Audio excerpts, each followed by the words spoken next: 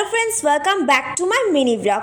2026-এ আমাদের প্রথম ট্রিপ। হ্যাঁ, এর আগেও আমরা চাকলা গেছিলাম, কিন্তু ওখানে স্টে করিনি, এখানে স্টে করব।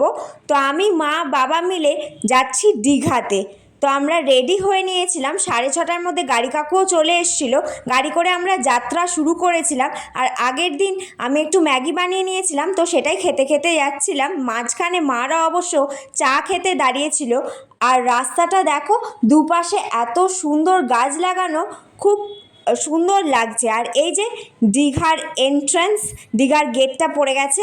আর আমরা গিয়ে হোটেল খুঁজছিলাম, কারণ প্রত্যেকটা হোটেল বুক ছিল আর আমরা রুম পাচ্ছিলামই না। ফার্স্ট একটা হোটেল দেখেছিলাম, ওখানে আমাদের একটা রুম দিচ্ছিল, তারপরে এই হোটেলটা বুক করি। আর খিদেও পেয়ে গেছিলো, যেহেতু বেলা 3টে বেজে গেছে, তাই লাঞ্চের জন্য আমরা 4টে বিরিয়ানি নিয়ে এসে হোটেলেই খেয়েছিলাম। আর মারাত্মক ভিড় হয়েছে। এই জাহাজ বাড়িটাও দেখছিলাম, এটা একটা রিসর্ট আর কি, গভর্নমেন্টের মনে হয়। আর এই যে আমি একটু নিজের ভিডিও করে নিয়েছি। বিকেলবেলায় আমরা বেরোচ্ছি হচ্ছে জগন্নাথ মন্দির দেখতে যাবো বলে, যেটা মেন অ্যাট্রাকশন। আমার মা তো অনেকবার বলেছে জগন্নাথ মন্দির দেখতে নিয়ে চল, জগন্নাথ মন্দির দেখতে নিয়ে চল, কিন্তু এত বিজি শিডিউল চলছিল, তাই হচ্ছিল না। ফাইনালি এই জগন্নাথ মন্দিরটা আমরা দেখতে এসেছি অনেক অপেক্ষার পর। আর জগন্নাথ মন্দিরটা এক কথায় অসাধারণ করেছে। আর গাড়ির কোনো পার্কিং নিচ্ছে না, জুতো রাখার জন্য ভালো ব্যবস্থা আছে, যার কোনো চার্জ নিচ্ছে না এখনও অবধি। আর এই যে দেখছো ভিড়টা, আর রাত্রিবেলা একটা আলাদা রকমের ভিউ, লাইট জ্বলছে যেহেতু, আর সকালবেলা একটা আলাদা রকমেরই ভিউ। আমার মনে হয় দুবেলার দুরকম ভিউ, তাই তোমরা যদি দীঘায় আসো তাহলে দুবেলাই দেখার চেষ্টা করো।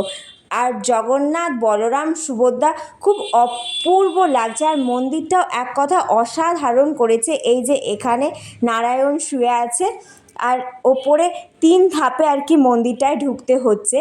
আর খুব সুন্দর পরিষ্কার পরিচ্ছন্ন মন্দিরটা। আর আমি আমাদের হোটেলেরও একটা রুম ট্যুর তোমাদের সাথে শেয়ার করে দেবো। আপাতত মন্দিরের ভিউটা দেখো, আমার খুব ভালো লেগেছে। আর আমি কয়েকটা ছবিও তুলেছিলাম আর নিজের ভিডিও করে নিয়েছিলাম। আর মন্দিরের ভেতরে, মানে যেখানে জগন্নাথ দেব আছে, সেখানে ক্যামেরা অ্যালাউ করছে না, তাও আমি টুক করে একটা ছবি তুলেছিলাম। আর এই যে জলের মধ্যে পদ্ম ভাসছে, এইখানটা জাস্ট অসাধারণ লাগছিল।